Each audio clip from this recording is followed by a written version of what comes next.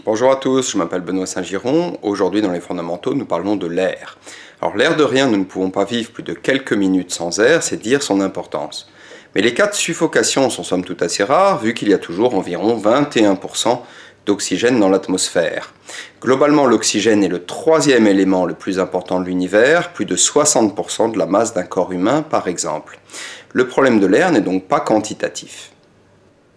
Non, le principal problème de l'air est sa qualité via la pollution de l'air, le premier risque environnemental pour la santé dans le monde, avec au moins tous les ans 5 millions de morts, dont des centaines de milliers de jeunes enfants. Alors nous pensons instinctivement aux pollutions des pays en développement et aux villes chinoises ou indiennes, mais l'Europe est loin d'être épargnée, avec plus de 500 000 décès tous les ans. Près d'un citadin européen sur 3 serait exposé à une pollution de l'air trop importante. Bon, nous n'allons pas entrer ici dans le détail des différents polluants que vous retrouverez sur le site, mais disons que dioxyde d'azote, ozone et particules fines sont les plus problématiques.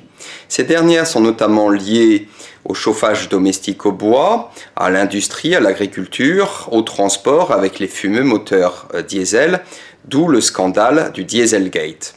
Alors tous ces polluants se retrouvent dans les valeurs guides de l'OMS, l'Organisation mondiale de la santé, sauf que ces normes ne sont pas contraignantes et que chaque pays met donc en avant ou en retrait ce qui l'arrange le mieux. Ainsi en France, l'indice ATMO se focalise sur les particules grossières plutôt que les fines, pourtant les plus dangereuses. Le taux de dioxyde de soufre ou d'ozone est également loin des normes. En Suisse, c'est pas mal aussi, avec une carte colorée qui parle de poussière fine alors qu'il s'agit en réalité de particules grossières. Car s'il s'agissait bien des fines et si les normes de l'OMS étaient respectées, alors le vert de la carte passerait à l'orange et le jaune au rouge, ce qui serait déjà nettement moins rassurant. L'effet synergique ou effet cocktail des polluants est également très rarement pris en compte. On préférera présenter des cartes polluant par polluant, ce qui donnera l'impression que la pollution est globalement sous contrôle. Les meilleurs indices ne mesurent également qu'une soixantaine de polluants, alors que plus de 100 000 substances chimiques sont en circulation dans l'air européen et que 3% seulement ont fait l'objet de tests de toxicité. La pollution radioactive et celle autour des aéroports sont également des sujets tabous. Alors tout cela n'est pas très rassurant, mais rassurez-vous, la pollution intérieure, celle de nos habitats, est généralement encore bien plus élevée que la pollution extérieure, et là au moins nous pouvons faire quelque chose. Alors nous verrons les solutions dans une autre vidéo, mais disons d'ores et déjà qu'il s'agirait de faire la chasse à tous les produits chimiques, insecticides, désodorisants et autres produits ménagers, pour les remplacer par des alternatives naturelles. Les huiles essentielles seront à cet égard les plus efficaces. Une fois l'air de nos habitats débarrassé des principaux polluants chimiques, il conviendra de se pencher sur la deuxième problématique de l'air, notre respiration. Alors déjà, l'homme n'est pas avantagé par la nature puisque nous n'arrivons à assimiler qu'environ 25% de l'oxygène présent dans l'air atmosphérique, contre par exemple 90% pour la baleine. Et puis nous nous compliquons encore un peu la vie avec nos différents stress et pollutions. Nous serions ainsi tous plus ou moins dans un état d'hypoxie, c'est-à-dire que nos cellules n'ont pas le niveau et la qualité d'oxygène adéquat pour fonctionner correctement. Conséquence, une fatigue chronique, un vieillissement prématuré et un dérèglement progressif de l'organisme pouvant conduire jusqu'aux pathologies dégénératives. Quand nous parlons de respiration, nous pensons généralement à l'activité de nos poumons et à nos quelques 23 000 cycles respiratoires quotidiens, inspire, expire.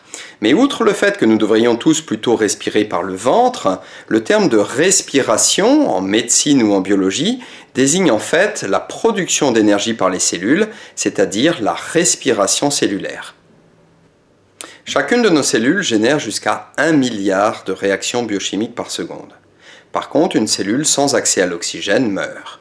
Et si une cellule musculaire ne reçoit pas suffisamment d'oxygène lors d'un effort physique intense par exemple, elle va procéder à une fermentation lactique afin de fournir l'énergie supplémentaire.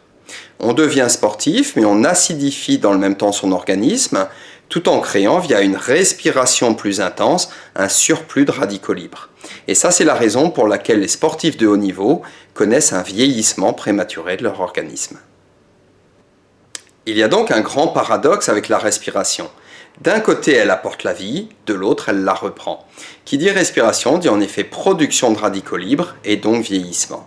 Alors, il existe heureusement des préventions possibles dans une certaine mesure et nous verrons cela dans une autre vidéo.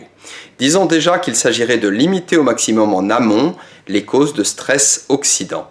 Attention donc aux produits chimiques, à la malbouffe, à l'eau traitée au robinet, à une exposition trop prolongée au soleil, au sport intensif ou au contraire à la sédentarité, sans parler de l'alcoolisme ou du tabagisme.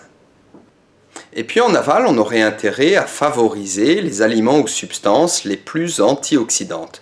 La vitamine C non synthétique, les graines germées, les fruits ou légumes frais biologiques, le pain complet au levain, l'eau correctement filtrée ou dynamisée, ou encore l'eau hydrogénée, l'eau la plus antioxydante au monde.